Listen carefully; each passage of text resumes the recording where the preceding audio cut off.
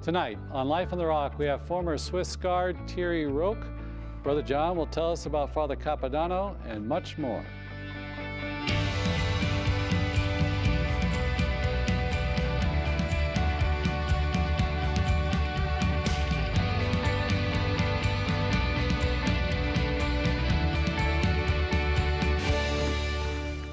Well, welcome to Life on the Rock. Tonight, our guest is Thierry Roch.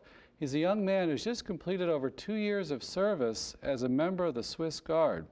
These are the Vatican Secret Service. Maybe you see them on television in their colorful uniforms protecting the Holy Father. Well, we're going to talk to him tonight and find out what life is like as a Swiss Guard. And Brother John, you're doing the interview. What are you going to ask him? Well, one is, what inspires a young man to want to serve the Holy Father in the military? Good question. That's a big question. Well, we're now going to American Catholic Heroes with Brother John Therese.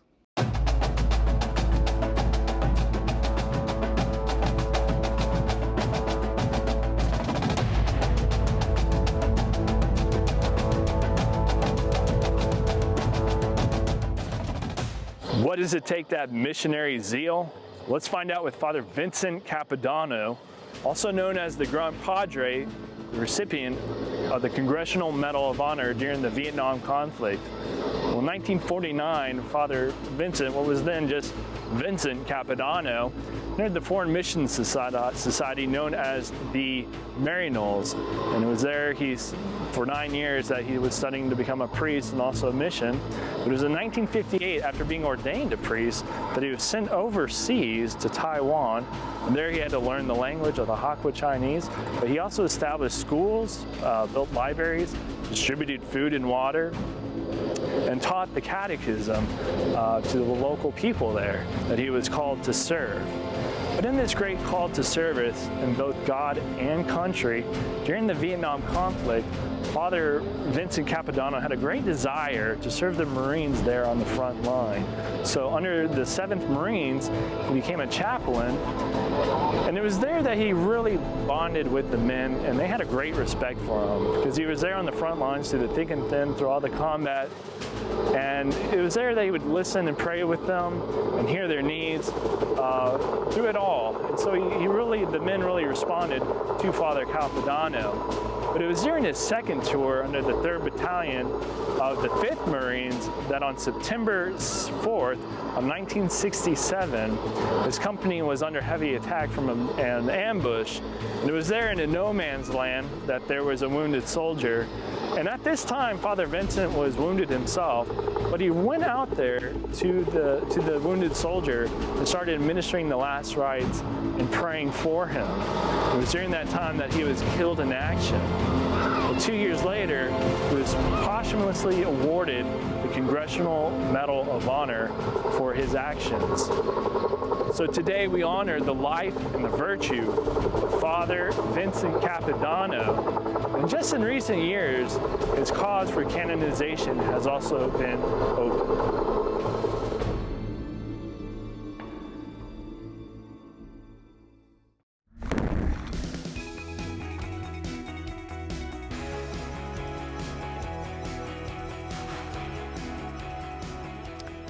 Well, Thierry, welcome to Life on the Rock. Yeah. And you've come a long way here to be on the show. You have a very interesting former job you worked. You were a Swiss Guard over at the Vatican, and you served for about 2.5 years there as a Swiss Guard. But I wanted to ask you, what inspired you to become one? Well, I would say that was kind of a childhood dream. When I was 9 years old, I saw for the first time the Swiss Guards in the colorful uniform. And for me, they were kind of superheroes, and I was very interested in joining them.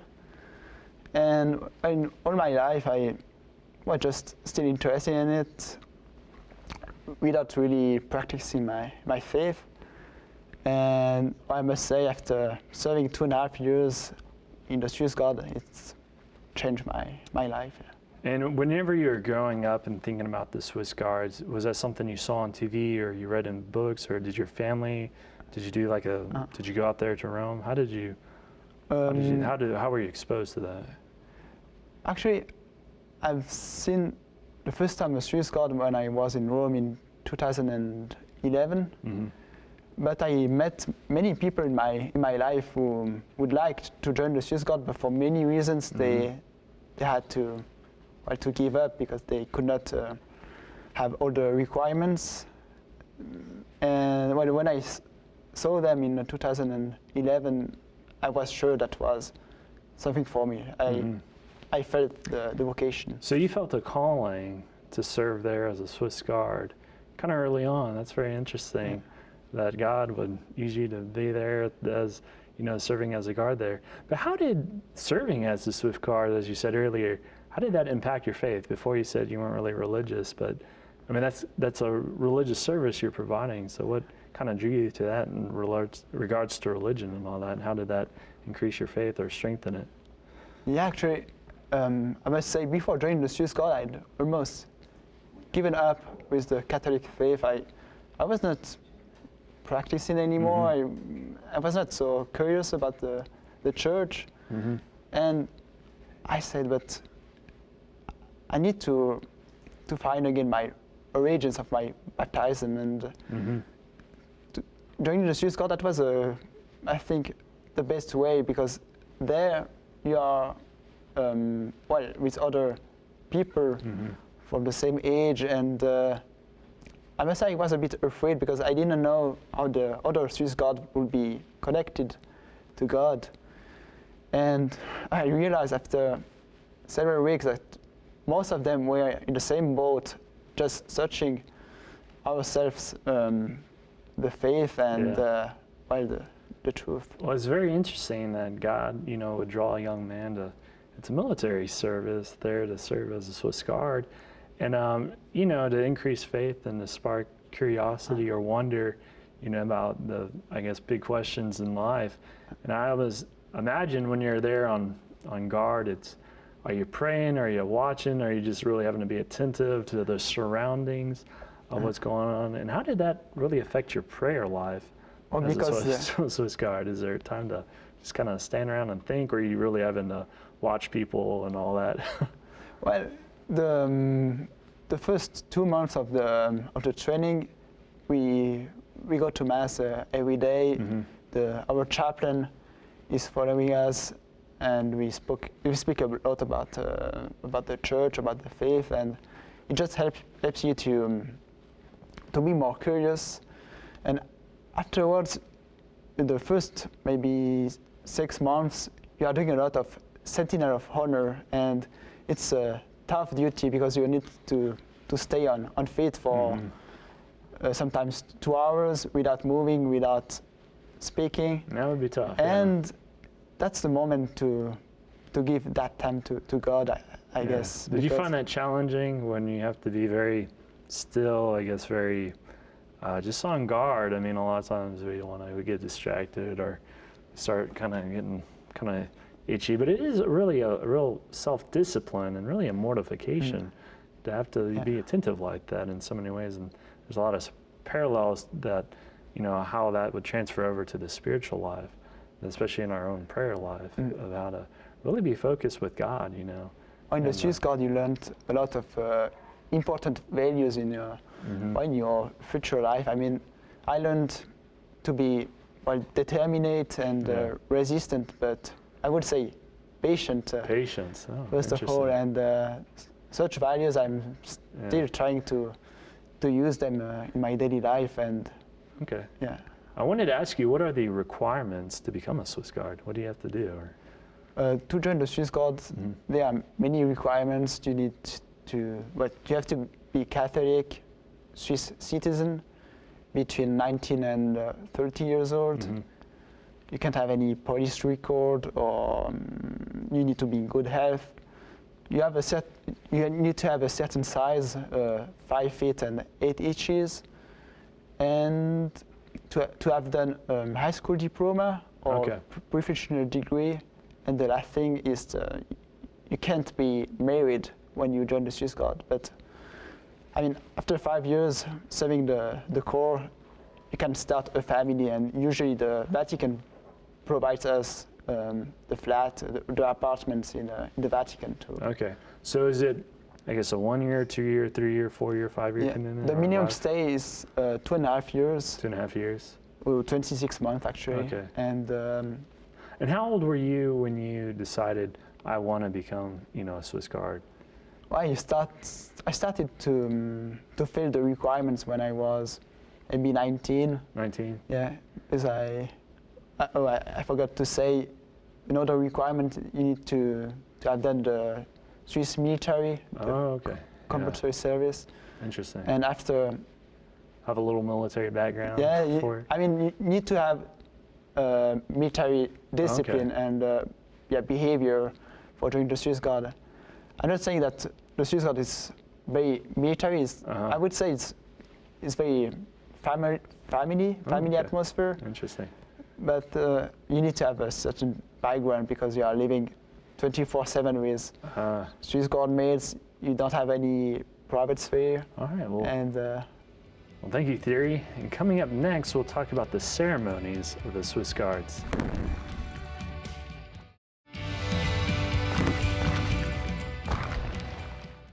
So, Thierry, when you become a Swiss Guard, there's a kind of a big ceremony that takes place on May 6th. Can you tell us about that and the significance of that date? well, the 6th of May is the highest moment in the Swiss Guard career because it's the moment when the guard swears his fidelity and he swears to give his life in case of emergency to save the Pope or his officers.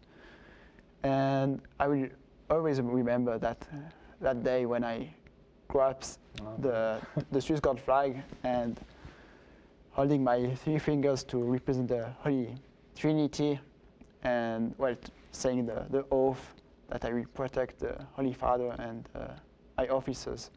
And the 6th of May is not a date like any date. In 1527, 141 guards needed to protect the Pope from an attack from the German mercenaries. And 141 guards just died. They knew they had no chance to survive. The only reason they had to be on the fight field that was to save the Pope Clement VII. And meanwhile they were defending the Pope. Other 40 guards could bring the Pope Clement VII into a fortress called Castel Sant'Angelo. Wow. And they saved the Pope, and today we remember that. That's always sacrifice. on May 6th. Always on May 6th. All right. Yeah. And how long have the Swiss Guards been around? I mean, they've been around a long time. How far does that go back? Well, we have been serving the popes for more than 500 years. Wow. The Swiss Guard has been created in 1506 by Pope George II, and we are still watching over the Vatican and protecting the Pope from that time. Yeah. And we are actually the smallest army in the world and the oldest one as well. That is interesting, yeah. To be still around after 500 years as an active, military. I must say, we have been still existing thanks to the Holy Spirit, because through the history we went through many ups and downs with kind of crises sometimes because we were running out of the Swiss people. But I guess God is helping us to be still there. And what is the story with the uniforms you wear? It's pretty colorful, but is there a meaning? What is the history behind the uniforms? Well, there's a myth that the uniform was built by Michelangelo. It's not the truth. Okay. It was created about 100 years ago by the commandant Jules Repon, and he designed that uniform being inspired by some frescoes of Raphael in the Apostolic Palace. He was just inspired by the paintings in that palace. And you have several uniforms that you wear. You were kind of saying earlier that there's like a blue uniform for at night and all that? Yeah, And, we have several uniforms. One is used only in the night, is okay. blue one. And well, I would say maybe you saw the Swiss Guard when they are on Easter Day or Christmas, as well for the sewing ceremony. We put on an armor on the uniform. That's right, yeah. And well, that armor is Is it pretty heavy? Or? it's pretty heavy. Yeah, it's about 30 pounds. Oh, wow. So you need to be Pretty resistant. strong. Yeah. So what is the physical training like as a Swiss Guard? Are you having to do push-ups, or are you running, or Well, you just got to eat right? Or what does that consist of? well, many of the guards just go to the gym. Okay. Some go running. I'm part of them. And well, the training is based. Well, first of all, the first 2 months when we are shooting with guns, and when we are practicing the self-defense training, and then every month we get some refreshments Okay. to keep up with the training. Now, is there like I don't know, every 6 months or yearly kind of PT test, like a physical training test that you have to pass? Yeah, we have some PT tests Oh, okay, interesting. to make sure that we are not getting too fat because of the Italian food. Right, that's good over there. It's very good over there. Yeah. And what was one of your best memories or your most kind of memorable things you remember as a Swiss Guard that kind of stands out? It's very difficult to answer that question. I mean, the swearing ceremony was very important for me because my parents were there. They attended the ceremony. What was their reaction when you said, "Hey, I want to be a Swiss Guard," and they go to St. Peter's and you kind of do the whole ceremony process? What was that like for them? I guess they were very proud of that. That well, one of their children could join the Swiss Guard, and well, to discover another thing. That's kind of adventure. Oh yeah. Being a Swiss Guard. And are there any patron saints for the Swiss Guards? Yes, actually we have 3 patrons: Saint Sebastian, Saint Sebastian. Okay. Saint Martin of Tours, and Saint Nicholas of Luynes. He's as well the saint of Switzerland. Oh, okay. And they are protecting us for 500 years. Yeah. What are your plans after Swiss life, or as a Swiss Guard? Do you have any? Where is life taking you now? Well, at the moment I'm enjoying my American dream with the people from Alabama. I must say I'm very grateful to them because I'm learning a lot about my faith thanks to their strong faith and testimonies. And just for this, I'm really thanking them for this. And from next month, I'm going to hit the books again at the university. All right. Well, thank you, Thierry, for being on Life on the Rock. Thank you, brother.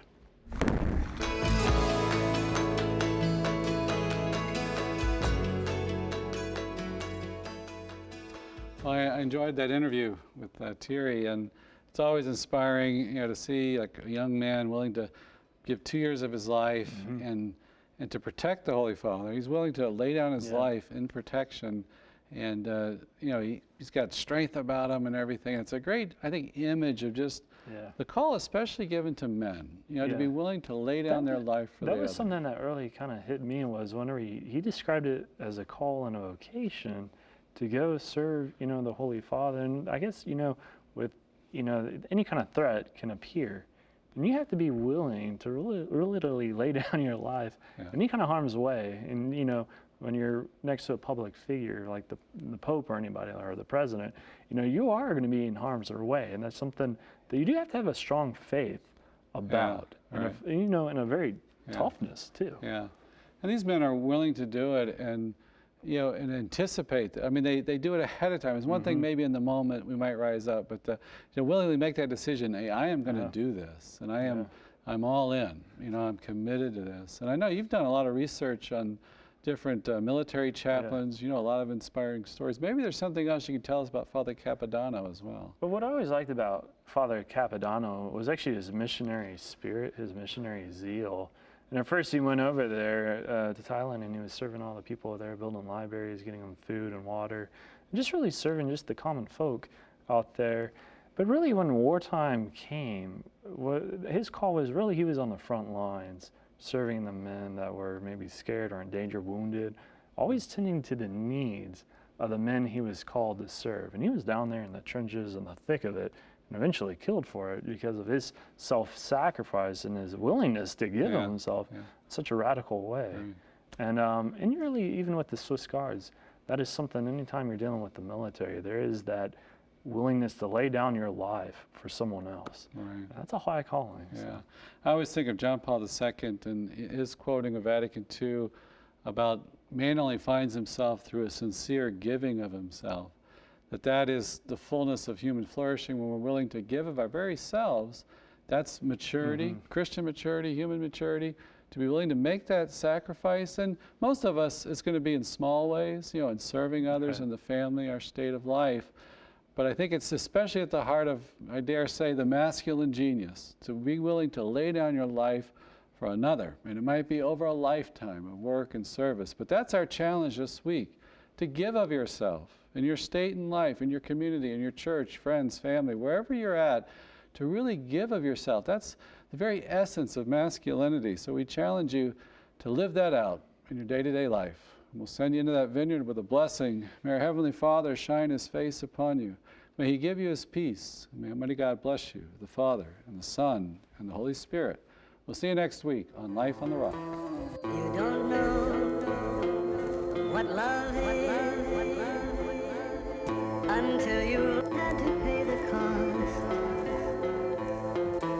You don't know what love is until you had to pay the cost. Love's an attractive word, but it's not always what it seems. I wonder if I really know what the true definition means. The song from the 70s, the Bee Gees, provokes questions in my head. How deep is your love? Do you know what it all meant?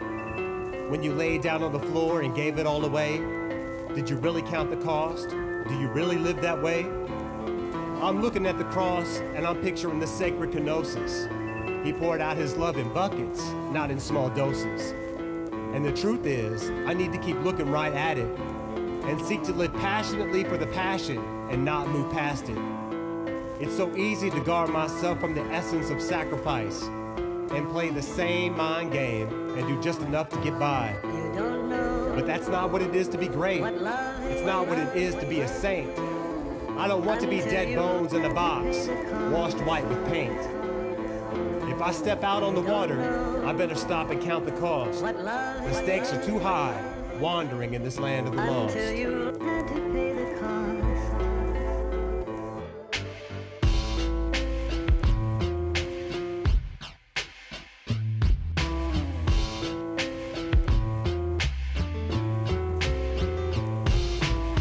Eloquent words, our King is so quotable. We print His verses everywhere, it's just so notable. And if I remember correctly, Jesus said, I am the way. He is not one among wise men, the words they say. If you put His words on your lips, check the tag for the price. You can't say that you know Him unless you live sacrifice. I never knew a Jesus piece to bring a man peace. Head nods in God's direction don't make a restless heart cease. Your cross, your call, it's something specific for you to do. And without a deep yes in its actions, it's, I never knew you. Look for Him. The heart only settles on what is true. His eyes indeed look for yours and mine.